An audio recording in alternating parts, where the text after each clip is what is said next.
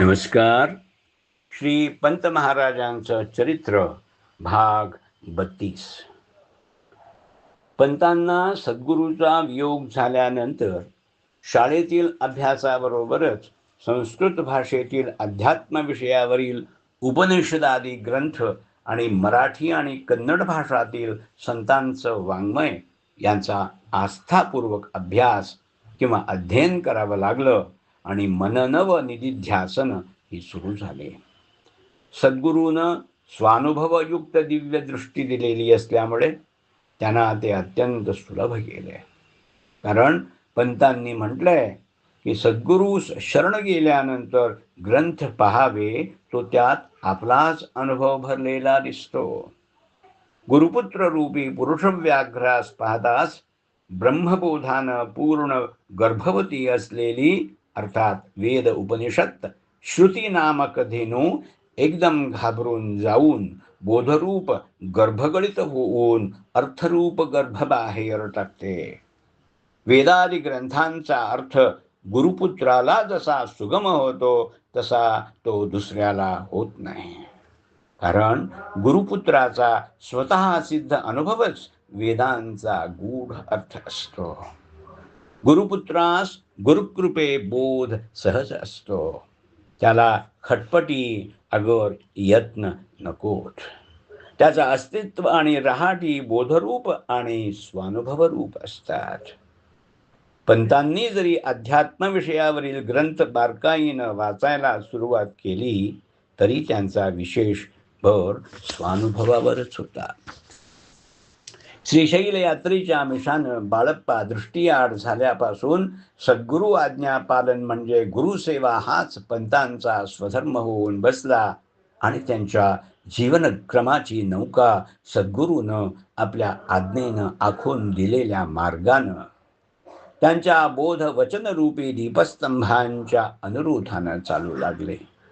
या संबंधी पंतांनी सद्गुरूला उद्देशून असे उद्गार काढले आहेत.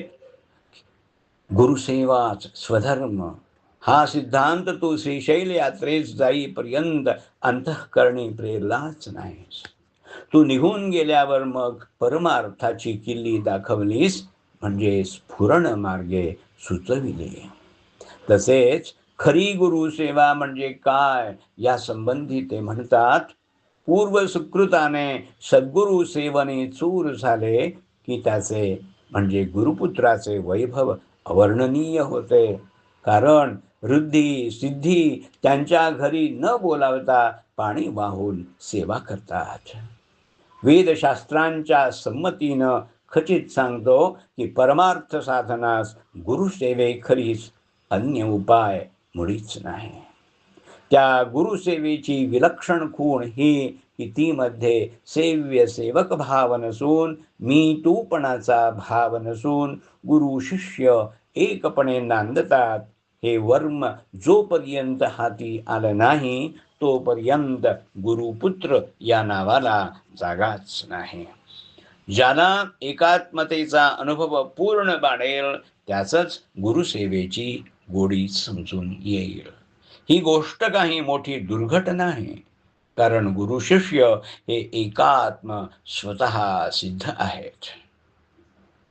सद्गुरू वियोगानंतरचे पंतांचे कर्तव्य सद्गुरूच्या आज्ञेनंच निश्चित झालं होतं.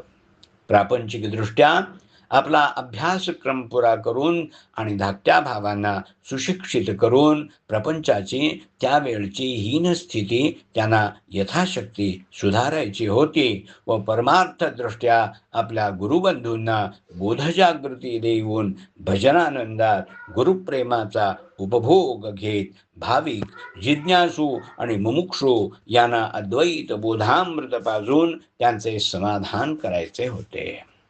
या उभयविध कर्तव्यांची पूर्ण जागृती पंतांच्या ठिकाणी असल्यामुळे बाळप्पांच्या वियोगानं किंग कर्तव्यमूढ होऊन न जाता त्यांनी आपला अभ्यासक्रम चालू ठेवला आणि 1878 साली ते मॅट्रिकच्या परीक्षेला बसलेही, पण त्यांना यश आलं नाही. तरी त्यांनी अभ्यास चालू ठेवला. तसेच बाळप्पा गेल्यापासून पंतांना आपल्या गुरुबंधूंबद्दल विशेष प्रेम वाटू लागलं आणि त्यांच्या आध्यात्मिक उन्नतीबद्दल कळकळ बाळगून ते त्यांना भजनानंदात खेळवून बोधजागृती देऊ लागले आणि सद्गुरु आज्ञेप्रमाणे भाविक, जिज्ञासू आणि मुमुक्षू यांना बोधामृत पाजून त्यांचं समाधान करण्याचं आपलं कर्तव्य करण्यास त्यांनी लवकरच सुरुवात केली. क्रमशः. लेखक केशव रामचंद्र दिवेकर, वाचक डॉक्टर अमृत राघवेंद्र यादे.